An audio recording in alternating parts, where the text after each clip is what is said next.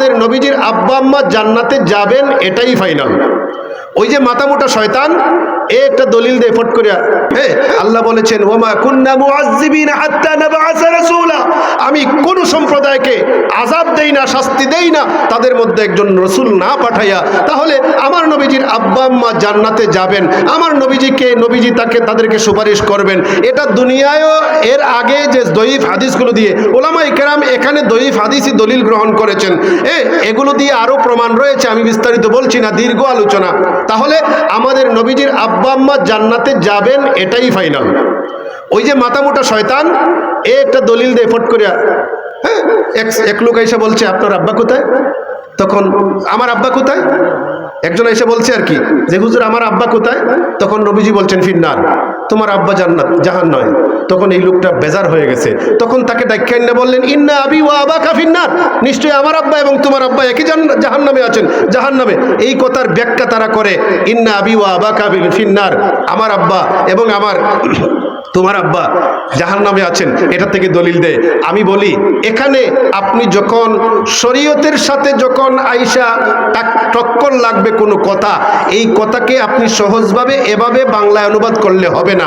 বাবাজিরা বলুন না, সৌদি আরবে বেশি দিন কে ছিলেন? একটু হাত দেখাবেন। আপনি মুরব্বি ফাইলে কি ডাকে? আবুয়া তাল, বলুন না কি ডাকে? আবুয়া ডাকে তো? আপনারা একটু জুড়ে বলেন, ওনারা শুনবেন।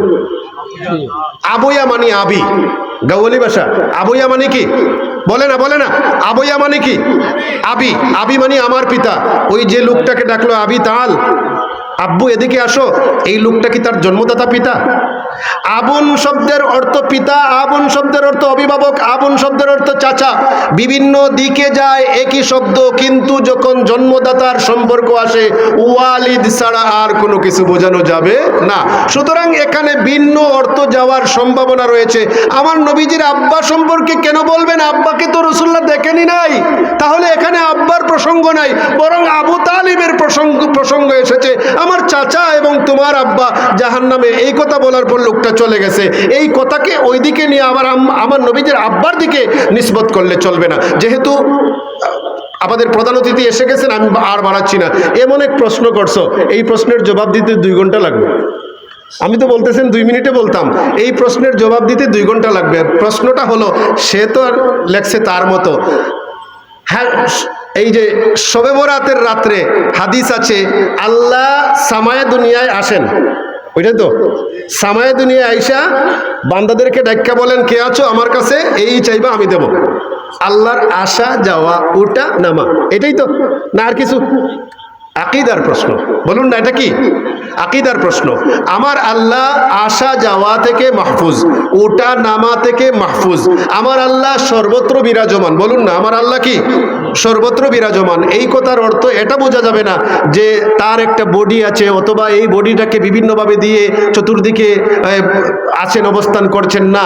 বরং আমার আল্লাহ, ইমাম আবু হানিফা রাহিমাহুল্লাহর এই যে তারা ইস্তাওয়া আলাল আরশ, এটা নিয়ে বিভিন্ন কথা বলে।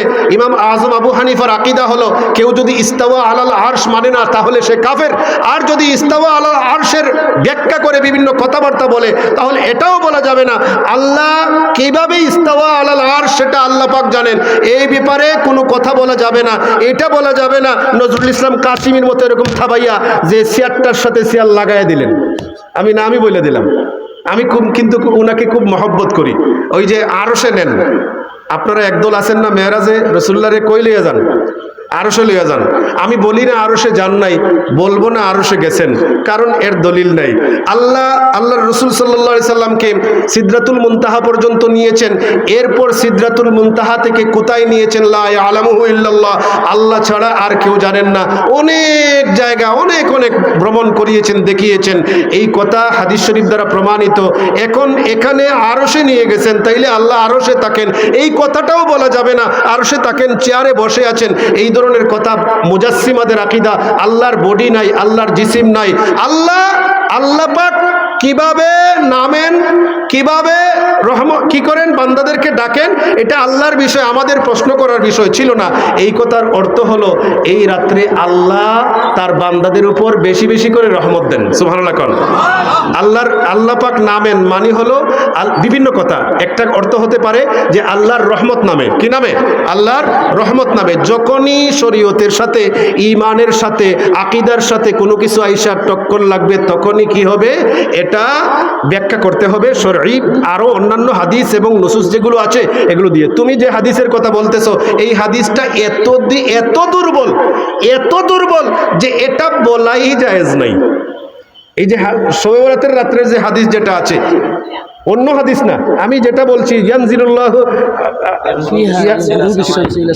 ইলাস সামা, সামায় আসেন যে, হ্যাঁ, এই যে হাদিস আলী রাদিয়াল্লাহু তাআলা বর্ণিত হাদিস, এটা খুবই দুর্বল। এটা কি?